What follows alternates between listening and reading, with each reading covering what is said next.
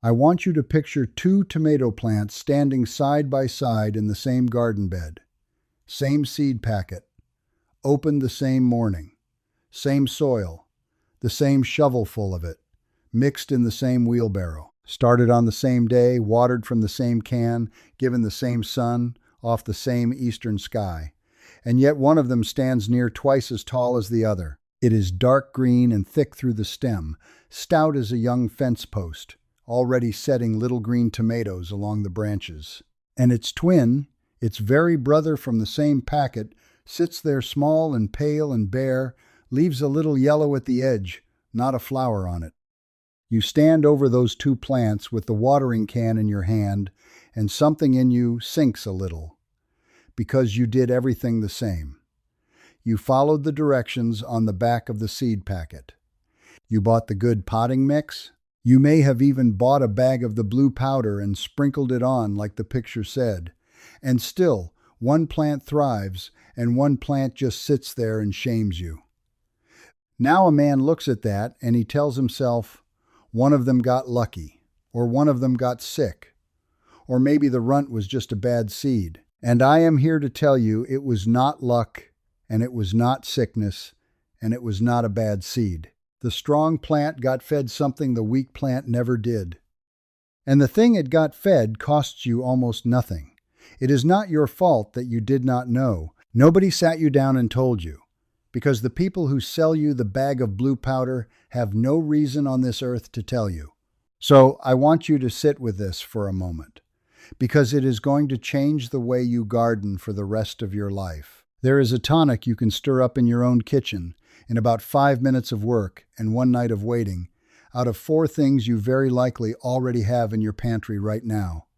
It costs you maybe a dime a gallon, and it does for a tomato plant what a whole $12 bag of garden store fertilizer cannot do, because it does not do the same thing at all. The bag feeds the plant. This tonic feeds the ground. And by the time I am done, you are going to understand the difference so plain that you will not be able to look at that blue powder the same way again. My name is Isaac Troyer. I am Amish, and I farm in Lancaster County, Pennsylvania, and I am going to be honest with you the way I always am. My family came over from the Palatinate in Germany in 1838, and we have grown tomatoes in this same patch of Lancaster County ground every single summer since. That is near 200 years of tomatoes off one piece of dirt, and that dirt is richer now than it was when my great-grandfather first turned it. That did not happen by accident, and it did not happen out of a bag. A neighbor of mine, an English fellow down the road, watched this tonic work 2 summers ago. He laughed at me and called it my magic elixir. I told him there is no magic in it, only old sense. But I will admit to you plainly, when you see the 2 plants standing side by side, it does look a little like magic. So today I am going to show you exactly how to make it, exactly how to use it, and most important of all, I am going to show you why it works, so that you are not just trusting me, an old man on a screen, but you are understanding the thing for yourself. Now, before I go one step further, I will say this once, and then I will let it be. The old methods my family uses, there is far more of it than ever fits in one video, and I have gathered the whole of it into a book over at isaactroyer.com. The book is the long version, the whole shelf of it, if you ever want it. It is there. I will not bring it up again. The video is free, and the video is enough to grow you a fine tomato. Let me start with the one thing that turns this whole matter around, because once you truly see it, you garden different forever. Here it is. You are not feeding the plant. You are feeding the soil, and the soil feeds the plant. That is the whole secret, and almost every gardener I have ever met has it exactly backward. Folks think a fertilizer is food you hand straight to the plant, the way you set a plate down in front of a hungry child. So they buy a powder that dumps salt and nitrogen right down at the roots, and the plant gulps it up and shoots up fast and green and tall, but it shoots up weak. It is a soft, fast, watery kind of growth, the kind that bends in a storm and tempts every bug in the county. My grandfather would have shaken his head at that. He taught me when I was a boy that the ground is alive. There is a whole hidden world down there under your boots, little living things beyond all counting, more of them in one handful of good earth than there are people on the whole earth. And they are the ones, those little living things, that actually carry the food to the root. They unlock what is already locked up in your dirt, minerals that have been sitting right there the whole time, and they hand it to the plant in a form the plant can finally use. A tired, lifeless soil has too few of these little workers, and so the plant starves to death standing in good ground, surrounded by food it cannot reach. Think on that. The food is right there, and the plant cannot get to it because the living bridge between the dirt and the root has died off. So you do not need to force feed the plant. You need to wake up the living soil underneath it, and then the soil does the feeding, the way the good Lord set it up to work in the first place. This tonic, then, is not really plant food at all. It is food for the life in the soil. You feed them, they multiply by the millions, and they turn around and feed your tomato. That is the reason a few cups of this can do what a whole heavy bag of powder cannot. The powder feeds one meal. The tonic builds a kitchen. Now, let me give you the parts list before we mix a thing, and I want you to notice the total as we go. You need 4 things and some water, and the whole gallon will cost you somewhere between 5 and 15 cents, depending on what you already have on the shelf. First, yeast. Plain baking yeast, the same kind you would use for bread. A live sourdough starter works just as well. Any live yeast works, and you need about 1 tablespoon. The yeast is the heart of the whole thing, and I will tell you exactly why in a minute.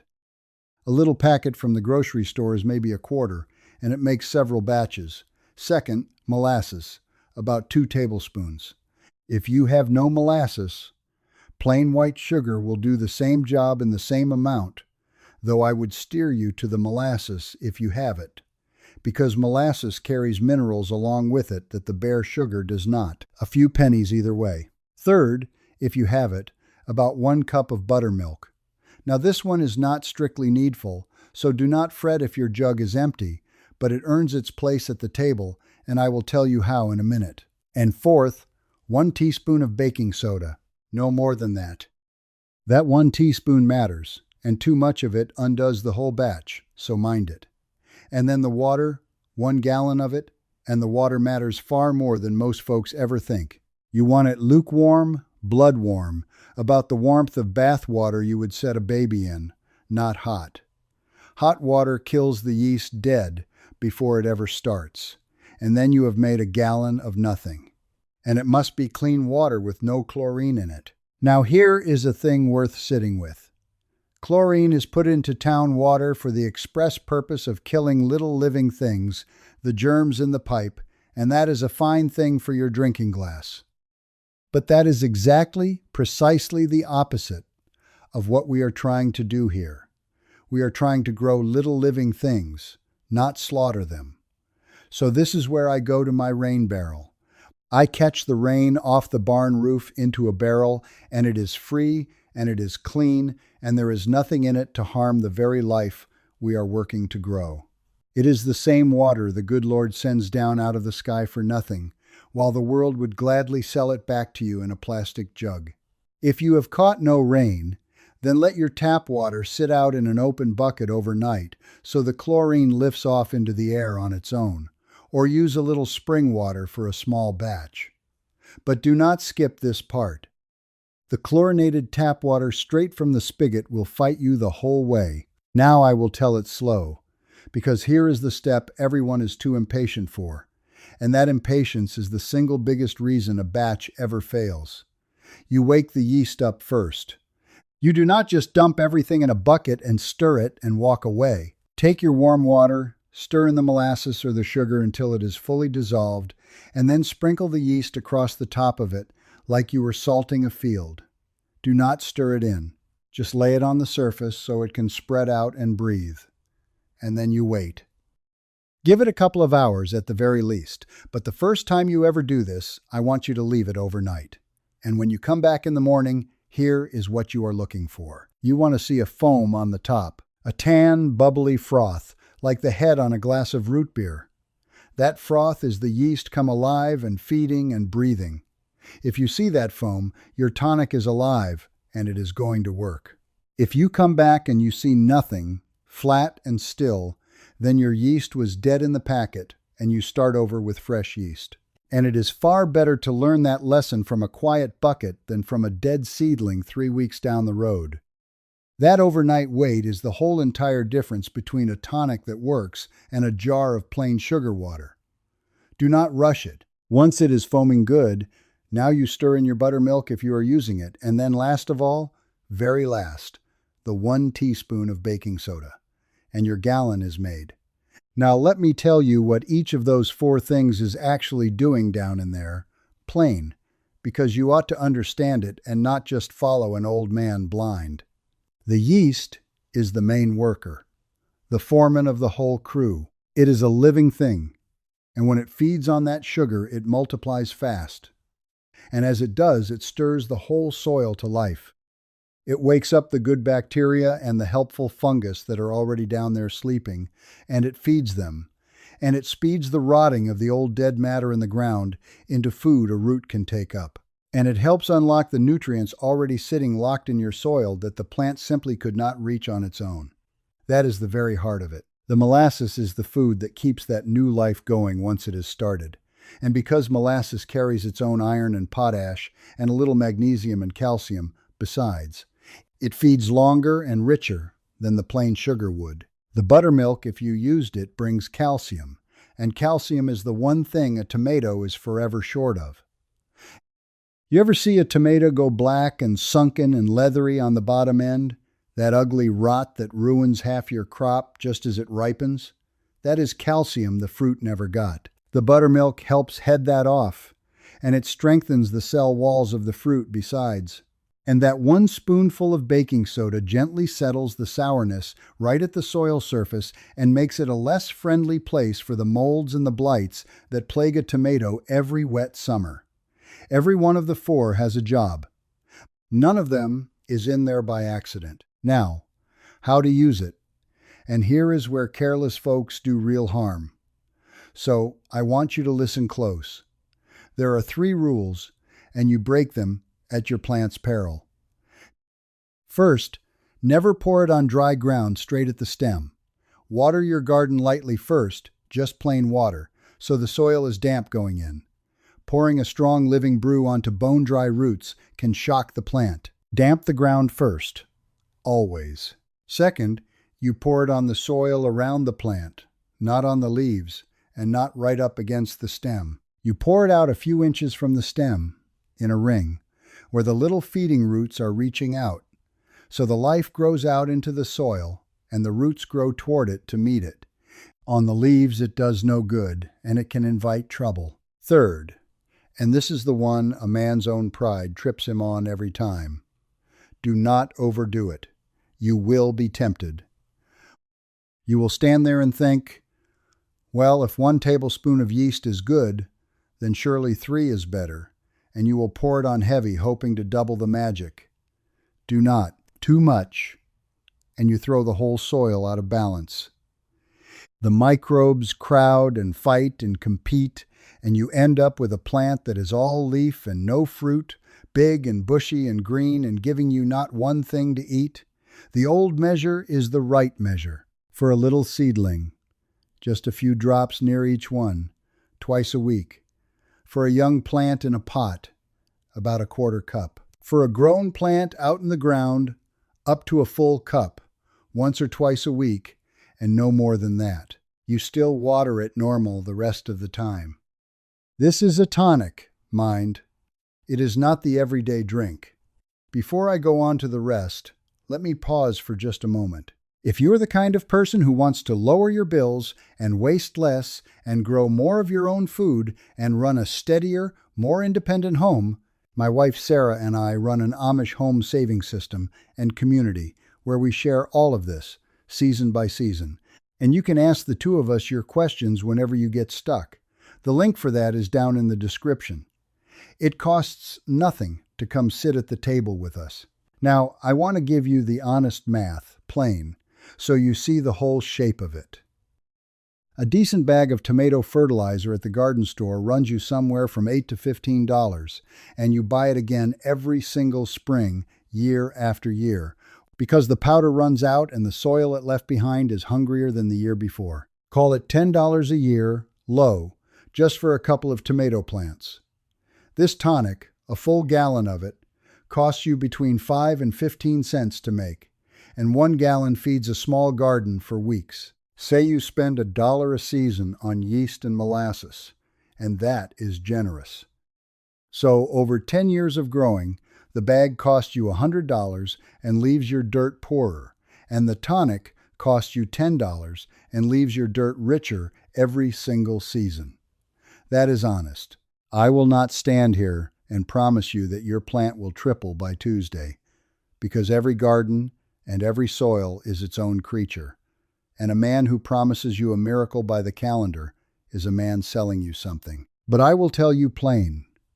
Feed the soil this way, and your plants come on stronger and bear better than the ones you leave to fend for themselves. And it works the very same way for your cucumbers and your squash and your peppers and your beans. The whole garden, not the tomatoes only. And here is what this tonic does not do, so you are not disappointed. It is not a cure for a plant that is already half dead from blight or root rot. It will not fix bad drainage or a spot that gets only 2 hours of sun. It will not make up for never weeding. It is not a poison, so it will not kill a bug for you. And it works slow and it works low, down where the life is. You will not see a thing the first day. You will see greener leaves first, within a week or so, then thicker stems and more branching. Then the flowers come, and the flowers are the tomatoes coming. It is patient work. The ground keeps its own time. Now let me tell you plainly who profits from you not knowing that a tablespoon of yeast would do this. Not to rile you up, just so you see the shape of the thing, because once you see it, you cannot unsee it. There is no money in yeast and molasses and caught rainwater. None. You already own them, or near enough. But there is a great deal of money in a bright bag of blue powder with a picture of a giant tomato printed on the front, sold to you every single spring, season after season after season. And here's the part that ought to make you sit up. That fast, salty powder feeds the plant directly and bypasses the soil life entirely, and over the years it can leave your soil more lifeless and more dependent than it found it. Which means you must buy more powder next year just to make up for the ground you killed last year. Do you see it? A tonic that builds your soil richer every season makes you need less help as the years go by. A powder that feeds the plant and starves the ground makes you need more. One of those two is a far better business, and it is plainly not the one that helps your garden. Now, I am not going to stand here in my kitchen and tell you that a man schemed this up in a back room somewhere, plotting against your tomatoes. No one had to. It is worse than a conspiracy, in a way, and stranger, because it is a system that nobody had to sit down at a table and arrange. It simply pays better to sell a plant food that leaves the soil hungry than to teach a man to feed his own soil for free. The bright bag has all the money in the world behind it, and the quiet old tonic has none. So the quiet old tonic just sits there in farmhouses like mine and does not get printed on any package. That is the whole of it, not a plot. Just who has a reason to teach you, and who has every reason not to. So here is what I want you to do this week. It is small, and you can start tonight. First, tonight, before bed, set out a bucket of tap water to sit open overnight, or set a barrel under your downspout to catch the next rain. Second, find your yeast and your molasses in the pantry, or pick up a packet next time you are at the store. Third, this weekend, mix 1 gallon by the recipe, warm water and molasses, and the yeast sprinkled on top, and let it foam overnight, and look for that tan froth in the morning, so you know it is alive. Then damp your ground and pour it in a ring around just 2 of your plants. Leave the rest unfed, so you have your own 2 plants side by side, your own little proof. In 3 weeks you will know. And then come back and tell me what you saw. I ask you honest, because I have learned the whole country from these comments. Tell me down below what you are growing this year. And tell me whether you have ever fed your soil instead of your plant before. And tell me what county you live in and what your dirt is like, sand or clay or good black loam. Because this tonic does the very most good in the tiredest, poorest soil. I read every single one. The little family methods like this one are exactly the kind of inherited knowledge that gets lost forever when nobody writes it down. And these comments are how we save them. Next time I want to show you how we make compost that never stinks. Because most folks' compost pile turns into a sour, slimy, reeking mess that draws every fly in the township, and the old people made sweet-smelling black earth out of the very same kitchen scraps, with one thing the modern pile is always missing. And that is where the life in this very tonic ought to come from in the end. Your own ground made rich by your own hand. It is the natural next step after today. A garden is not a thing you force, friends. It is a thing you feed, low down where the life is, and then you stand back and you let it do what it was made to do. My grandfather never bought a bag of plant food in his whole long life, and his tomatoes were the envy of the whole township, because he understood that the secret was never in the plant. It was always in the ground beneath it. The garden that feeds a family year after year is the garden whose soil remembers how to live. The people who built this country with their hands knew that, and we are only just starting to remember it. The Lord bless you and keep you, and I will see you next time, if we are spared and willing.